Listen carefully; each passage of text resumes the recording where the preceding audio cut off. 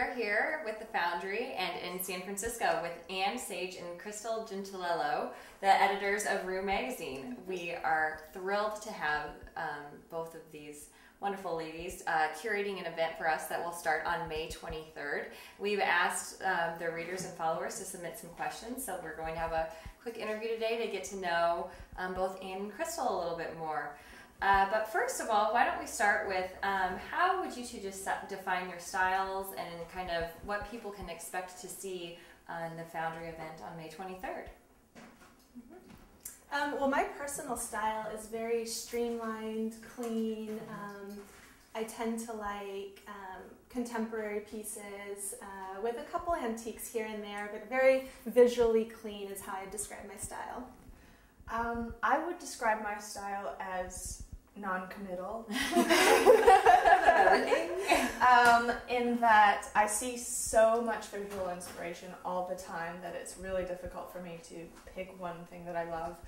But in my house right now I have a lot of mid-century pieces, and I'm finding I'm veering a lot towards 1970s stuff as well, and kind of leather and texture, pieces with history, worn wood, vintage finds from local flea markets, that kind of stuff. Very nice. So how would that translate into what people see at Rue then? How do you guys translate and try and keep your voice present and your style there, but not overwhelming as you guys are bringing both your looks and styles together? Well, I think we try, we don't try to stick to one style because we want to speak to a lot of different people's tastes out there. The common thread that they all have is that you can find inspiration from them, whatever style you may have. So I think that that's definitely one reason why we choose the homes that we do, or the people that we showcase that we do. And as you can imagine, for someone like me who can't commit to any one style, it's the ultimate playground because I get to find the joy and inspiration in everything that we feature. That's great. So we're going to go to some of the questions that people submitted on Facebook first, and then we'll go over to Twitter. So the first one is from Brooke. How did everyone on the Rue team meet? We actually all met through blogging. So everyone on the team has their own personal blog. So before Rue was ever even an idea, we were all blog friends. And it just kind of evolved into, I originally had the idea. I shared it with Anne. She got on board, and we reached out to some of our closest blog friends and new friends that we had made along the way. So it's very much a kind of a grassroots project of us all coming together. And the amazing thing about friends that you meet through blogging is you've never met them in person, but you feel like you've known them for years. And then when you finally do meet in person, it's like, oh, finally! Exactly. You have a common shared language, which is like Insta-friend. Exactly. You know that whole level about them that you're like... all the hard work is done. Exactly. Jane wants to know, how do you guys keep Rue so fresh? Where do you come up with your ideas? Well, one of our real strengths, I think, is that even though the magazine is in large part the vision of the core team, we also have a large extended family of contributors. So we're always keeping the conversation alive with the amazing photographers and stylists and event designers that we work with on all of our photo shoots. And whenever we travel, we love getting together with people, both for work events, but also just to socialize and have fun together. And that's what really, I think, one of our strengths is in keeping our content feeling fun and energizing and dynamic. Trends and keep on top of what's going on in all different areas. Keeping ahead of the game, for sure. And we really trust our contributors, so we kind of think of it as us putting them together and letting them make their magic. And that's kind of how we get exposed to new ideas and just really keep it fresh. Trusting everybody to be an expert in their respective field, and then just bringing everybody together and creating an awesome team. Ashley wants to know, how did you start Rue, and where are you at, and get to where you are at today?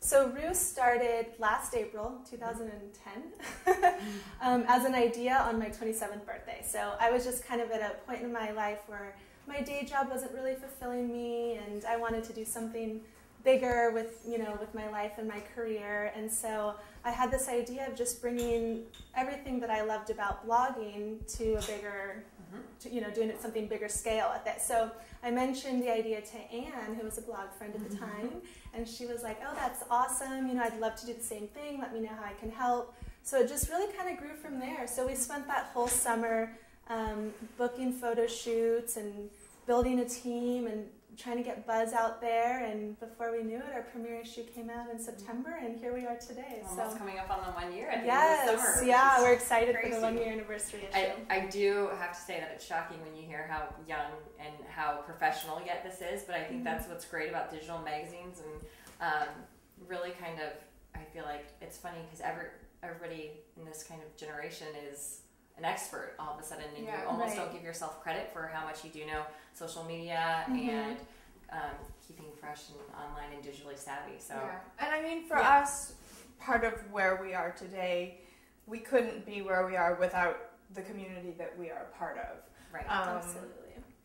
Not only because we owe so much of our traffic. I mean, literally the magazine could not exist without the people who read it. Right. But without the support of our readers as well. I mean, there are days when we're tired. We don't have it in us to go to that photo shoot, to do what we're doing. But knowing that there are people out there who are appreciating what we are doing, who are enjoying it, and who are really getting a lot out of it, that's what does keep us going. So being a part of the community is such a valuable thing for us, for sure. Definitely. And if you follow either Crystal or Anne's blogs, I mean, every time you guys post, there's 40 or 50 people who have comments. I mean, minimum. It's pretty amazing the loyalty you guys have in your fans. Amy wants to know, what is your background and what did you study? I was an English and Italian major in college, and after that I kind of... Where did you go to college, Crystal? Oh, I'm sorry, I went to Tufts University in Boston. And after college I kind of didn't know what I wanted to do, so I just moved to Italy for 2 years. I lived in Rome there, kind of as a way to maybe buy a little bit more time to figure it all out, and just a chance for me to experience a new culture, learn a new language, and that's where I think I really learned to appreciate the details and the history and just all the beauty that Italy has to offer. So that kind of planted the seed in my mind that I did want to be in a creative field. And when I came back to the States, I started my blog and just kind of slowly got into the publishing, magazine industry, and interior design. After high school, I studied English and history at Stanford University. And then after that, I went to New York City to do an interior design master's at Pratt. Hated it. Not because Pratt wasn't awesome, but because I'm just not cut out to be an interior designer. So I worked for a couple of years at an amazing advertising agency, just really seeing the behind the scenes of consumer strategy and brand planning and art direction and all of that. And then moved out here when my husband got a really great opportunity, and I worked for 2 years as a chef at a tech startup. Little known fact about Anne. Little known fact. From being an ad agency to a chef. It's right? a nice transition. Also, a little known fact, I've worked as an elf at a Santa Claus booth at a mall. I'm the ultimate mutt when it comes to jobs. Is above or below you? Nothing. Yeah. But during that whole time I was blogging, and design and fashion and style and culture has always just been, my ultimate overriding passion. And writing as well. I kind of see myself above everything as a storyteller, whether it's visually, verbally, through design, whatever. So then I was still working as a chef when we started Rue, and that entire summer and fall when we were starting to build and when we came out with the first 2 issues, I was still cooking dinner and lunch 5 times a week for 12 people until finally I just couldn't sustain that pace anymore and left the day job, and now we're doing Rue full time. You're not only very talented, but very smart women who have done a lot in a short amount of time. Yes. So very impressive. Thank you very much.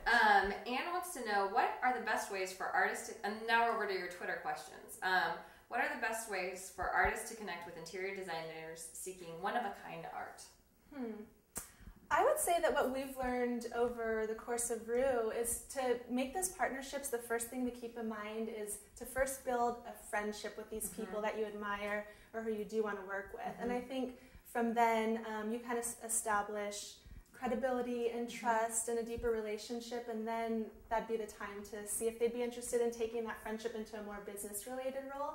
So that would be my advice. Do you have anything else? Yeah, and not necessarily like buddy friendship, Right. but just like building a rapport, building a relationship. Mentoring, and I think Right. learning from For people sure. who have complementary professions. Yeah, I mean, and interviewing them on how they've gotten and what they've yeah, learned. exactly. Thinking, go into it thinking more just like, how can we get along as opposed to what can I get out from of this? this? How can I push my Yeah. work on Which this person? is interesting how it's not even an ulterior motive in going in, but really appreciating who you're meeting and saying, Exactly. you know, what can I learn from you? And Exactly. at the end of the day, it's a good business partnership. It doesn't need to be a trade or anything. It's just a learning opportunity. Yeah. Amy wants to know, how do you try and make your publication different from other digital magazines? Well, for one, our content tends to be a little bit more of lifestyle content. So some of the magazines out there are just mostly focused on design or fashion or entertaining, and we kind of like to cover all of those topics. All of your life. Yeah, all of your life, and really give readers that balance between different areas of your life. So more of a holistic approach to our content. And then also another thing that we love to do is do a lot more behind the scenes stuff. So we do sneak peeks along the way from our photo shoots. We'll post them on Facebook or Twitter. And then we also really especially love to do videos that accompany each issue that show the photo shoots behind the scenes. Not only because it's just really fun, but we find that it makes readers feel a lot more engaged along the way, so that when we do have the big reveal at the end of the process, they feel that much more emotionally invested in that final result. Well, and right now you guys are every other month, so that's asking readers to stay engaged. I mean, it's giving them ways to stay engaged along the process. Exactly. They're part of that journey with us as we build the next issue. Yeah. So I think it's a great idea. What is the most surprising challenge and reward of creating this magazine? That's my question. Is that on Twitter? There's a lot of challenges and a lot of rewards, but I would say one that Anne and I always discuss is being your own boss, and really that can go either way. That's a challenge and a reward. The rewards are pretty obvious, that you get to make your own schedule. You don't necessarily have to answer to anyone. But at the same time, you have to have a lot of discipline to stay focused, stay on track, to make sure that things are running smoothly, and you don't have anyone above you necessarily to help out when you do reach those difficult moments. So that's when we kind of lean on each other. So and the group of people that you've created, kind of your network. I mean, it's a good team to have and support each other. So where can people keep up with Rue? Where are you guys? I know are on Facebook and Twitter, but do you want to just go through those handles? And Sure. Yeah. So Facebook.com/Rue Magazine, and also Twitter.com/Rue Magazine. Right. So the handle Very is easy. at Very Rue Magazine. There you go. Surprise, surprise. And the Rue event is going to start on May 23rd, and we could not be more excited. We're for so it. excited. And it will correspond, coincidentally, with the launch of Rue's next magazine. So as you can shop and watch at the same time. So thank you guys again for letting us come into your homes and your city. Thank you. We look forward to a great event. Thanks, everyone. Thank you so much. Thank you.